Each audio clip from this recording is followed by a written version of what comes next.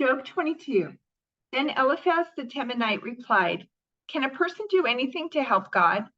Can even a wise person be helpful to him?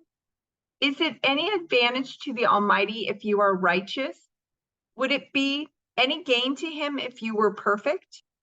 Is it because you're so pious that he accuses you and brings judgment against you? No, it's because of your wickedness. There's no limit to your sins. For example, you must have lent money to your friend and demanded clothing as security. Yes, you stripped him to the bone. You must have refused water for the thirsty and food for the hungry. You probably think the land belongs to the powerful and only the privileged have a right to it. You must have sent widows away empty-handed and crushed the hopes of orphans.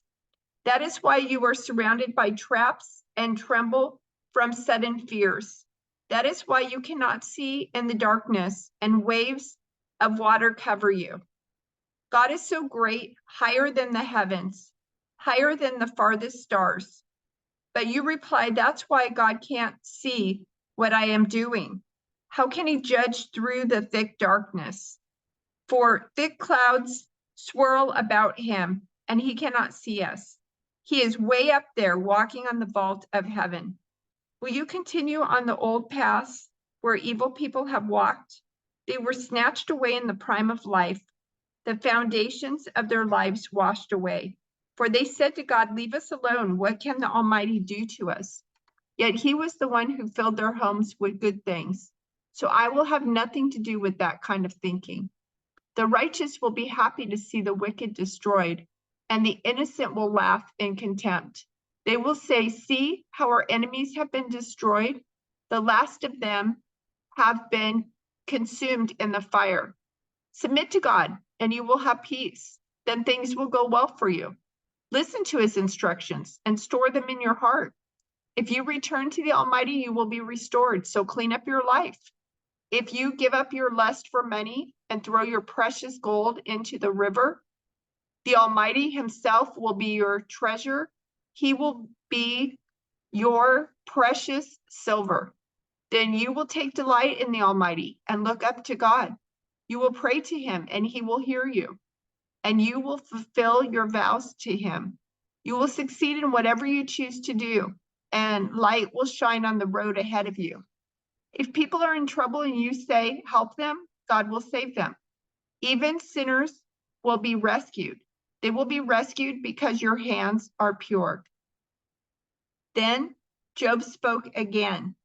My complaint today is still a bitter one, and I try hard not to groan aloud. If only I knew where to find God. I would go to his court, I would lay out my case and present my arguments. Then I would listen to his reply and understand what he says to me. Would he use his great power to argue with me? No, he would give me a fair hearing. Honest people can reason with him, so I would be forever acquitted by my judge. I go east, but he is not there. I go west, but I cannot find him. I do not see him in the north, for he is hidden. I look to the south, but he is concealed. But he knows where I am going. And when he tests me, I will come out as pure as gold. For I have stayed on God's paths. I have followed his ways and not turned aside. I have not departed from his commands, but have treasured his words more than daily food. But once he has made his decision, who can change his mind? Whatever he wants to do, he does. So he will do to me whatever he has planned. He controls my destiny. No wonder I am so terrified in his presence. When I think of it, terror grips me. God has made me sick at heart. The Almighty has terrified me. Darkness is all around me. Thick, impenetrable darkness is everywhere. Why doesn't the Almighty bring the wicked to judgment? Why must the godly wait for him in vain? Evil people steal land by moving the boundary markers. They steal livestock and put them in their own pastures. They take the orphan's donkey and demand the widow's ox as a security for a loan. The poor are pushed off the path. The needy must hide together for safety. Like wild donkeys in the wilderness, the poor must spend all their time looking for food, searching even in the desert for food for their children. They harvest a field they do not own, and they glean in the vineyards of the wicked. At night, they lie naked in the cold without clothing or covering. They are soaked by mountain showers, and they huddle against the rocks for want of a home. The wicked snatch a widow's child from her breast, taking the baby as security for a loan. The poor must go about naked without any clothing. They harvest food for others while they themselves are starving.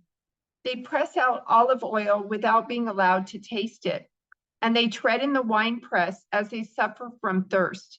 The groans of the dying rise from the city, and the wounded cry for help, yet God ignores their moaning. Wicked people rebel against the light. They refuse to acknowledge its ways or stay in its path. The murderer rises in the early dawn to kill the poor and needy. At night, he is a thief. The adulterer waits for the twilight, saying, "No one will see me then." He hides his face so no one will know him. Thieves break into houses at night and sleep in the daytime. They are not acquainted with the light. The black night is their morning. They ally themselves with the terrors of the darkness.